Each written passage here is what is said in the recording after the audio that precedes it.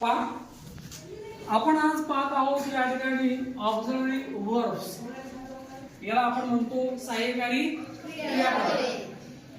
सहाय्यकारी क्रियापदे याच्यामध्ये पहिला प्रकार आहे तो म्हणजे primary auxiliary verbs. Primary auxiliary verbs याला आपण मराठीत म्हणतो प्राथमिक सहाय्यकारी क्रियापदे. नीट लक्ष द्या. प्राथमिक सहाय्यकारी क्रियापदे म्हणजे प्राथमिक सहाय्यकारी क्रियापदे म्हणजे काय, तर प्राथमिक सहाय्यकारी क्रियापदे ही सहाय्यकारी व मुख्य क्रियापद म्हणून ओळखली जातात. जेवढे प्राथमिक सहाय्यकारी क्रियापदे आहेत, प्रायमरी ऑक्झिलरी वर्ब्स, हे वाक्यामध्ये मुख्य क्रियापद आणि सहाय्यकारी क्रियापद म्हणून काम पाहतात. लक्षात म्हणजे कसं बघा, I am writing a story असं वाक्य आहे. या वाक्यातील एम हे जे आहे ते आहे सहाय्यकारी क्रियापद. कोण आहे? सहाय्यकारी क्रियापद. कारण रायटिंग हे मुख्य क्रियापद आहे का नाही? मग रायटिंग हे मुख्य क्रियापद आहे. बघा त्या वाक्यामध्ये काय नेमकं रायटिंग हे मुख्य क्रियापद आहे. मग एकाच वाक्यामध्ये दोन दोन मुख्य क्रियापद असतील का?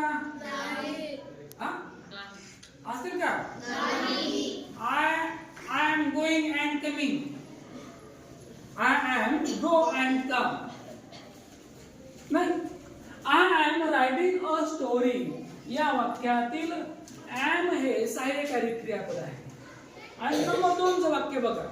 या वाक्यामध्ये am हे सहाय्यकारी क्रियापद नाहीये, हे आहे मुख्य क्रियापद. मी शिक्षक आहे. वाक्य झालं.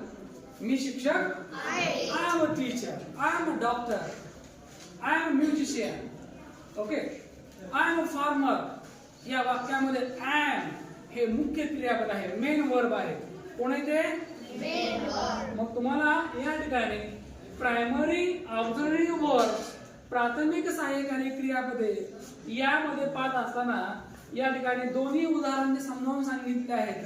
त्यात मुख्य क्रियापद आणि सहाय्यकारी क्रियापद म्हणजे एक प्रायमरी वर्ब दोन्ही प्रकारचा रोल प्ले करतं. सहाय्य पण करतं आणि मुख्य म्हणून सुद्धा येतं. आय एम अ टीचर या वाक्यामध्ये एम मेन वर्ब आहे. तर I am writing a letter, I am writing a story या वाक्यातील एम हे काय मग सहाय्यकारी क्रियापद आहे.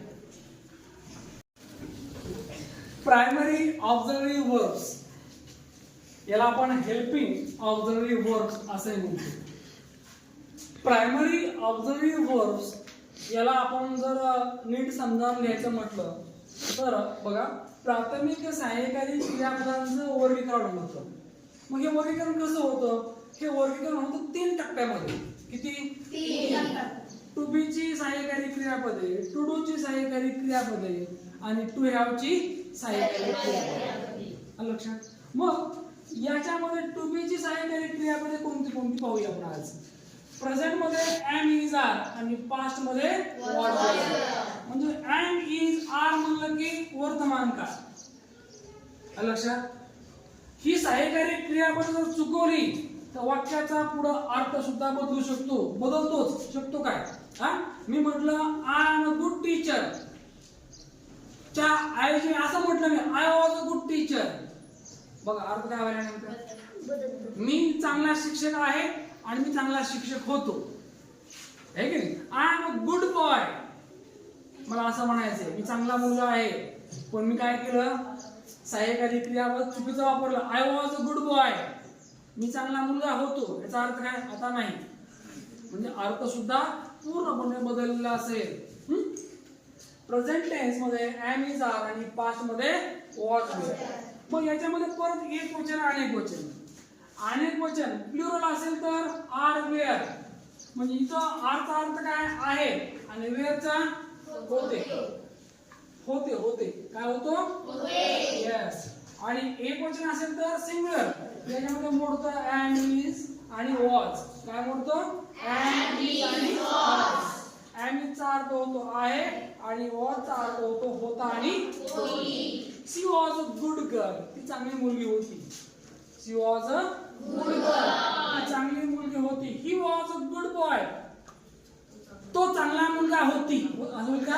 तो चांगला मुलगा होता.